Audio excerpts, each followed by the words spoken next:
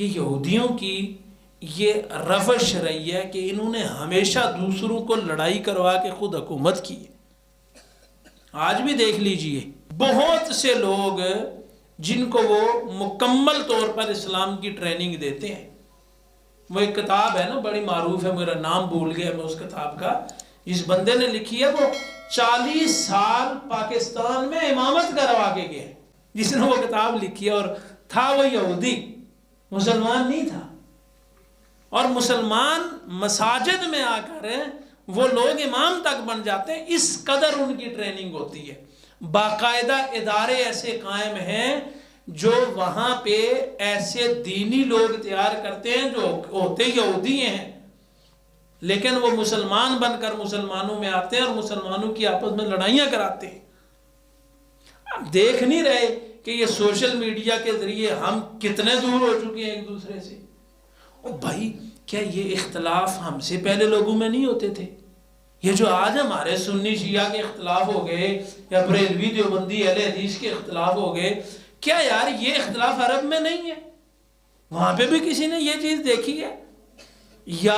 کیا انہی ہمارے ملکوں میں یہ اختلاف آج سے پہلے نہیں تھے؟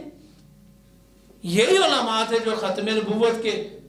جو ہے وہ مسئلے پر اکٹھے بیٹھے ہوئے تھے، اور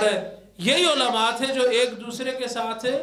اختلاف رکھنے کے باوجود ایک دوسرے کی عزت اور تقریر کیا کرتے تھے، تعظیم و توقیر کیا کرتے تھے۔ اگر کوئی بڑا عالم کسی دوسرے مسلک کا آتا تھا تو وہ مسند چھوڑ کر ہٹ جایا کرتے تھے کہ یار فلاں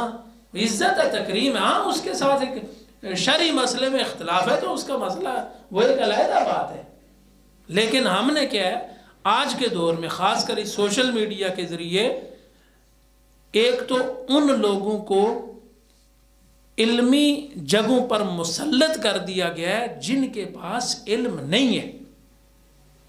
اور پھر ہوا یہ کہ فتویٰ بازی اتنی عام ہو گئی کہ ہر بندہ مفتی ہے، اور پھر فیک آئیڈیاں بنا کر جماعتوں کو آپس میں لڑانا، لوگوں کو آپس میں لڑانا، ایسے ہی بیچ میں کمڑ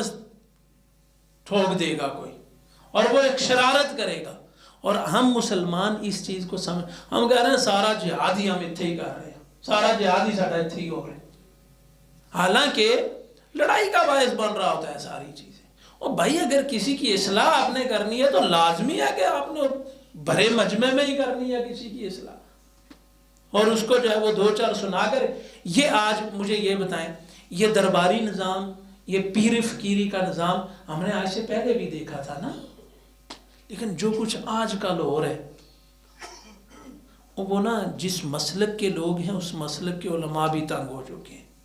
کہ یار ایسی چیز، اس چیز کی ہم نے اجازت نہیں دی تھی جو کچھ ہو رہا ہے۔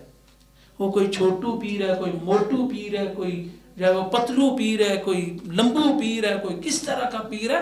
اور جو وہ ایک سسٹم تھا نا صوفیت سے ان کو ملا، یا جس چیز سے بھی انہوں نے اس کو اڈاپٹ کیا، ان کا ایک سسٹم تھا، اس کے بھی کچھ اصول تھے۔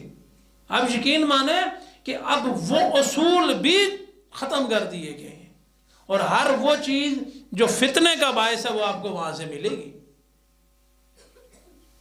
تو یہ چیزیں جو ہے مسلمانوں میں، ہم مسلمانوں کو سوچنا چاہیے کہ کیا ہمارا جو عمل ہے جو ہم کر رہے ہیں کہیں اس میں کوئی کسی کی سازش تو نہیں ہے جس نے ہمارے ذہنوں کو جکڑا ہوا ہے میڈیا کے ذریعے اور ہم اعلی کار بن رہے ہیں۔ اختلاف کیجئے، شرعی مسئلہ اس میں اختلاف کیجئے، لیکن تعظیم توقیر یہ نہ چھوڑیے، گال گلوچ یہ مسلمان کا شیوا ہی نہیں ہے۔ اپنے دوسرے بھائی کی اگر وہ دوسرے مسلک والا بھی ہے تو اس کی توقیر کیجئے، تعظیم کیجئے، عزت دیجئے اسے۔ آپ اسے عزت دیں گے تو آپ اس کے سامنے اپنی دعوت پیش کر سکیں گے،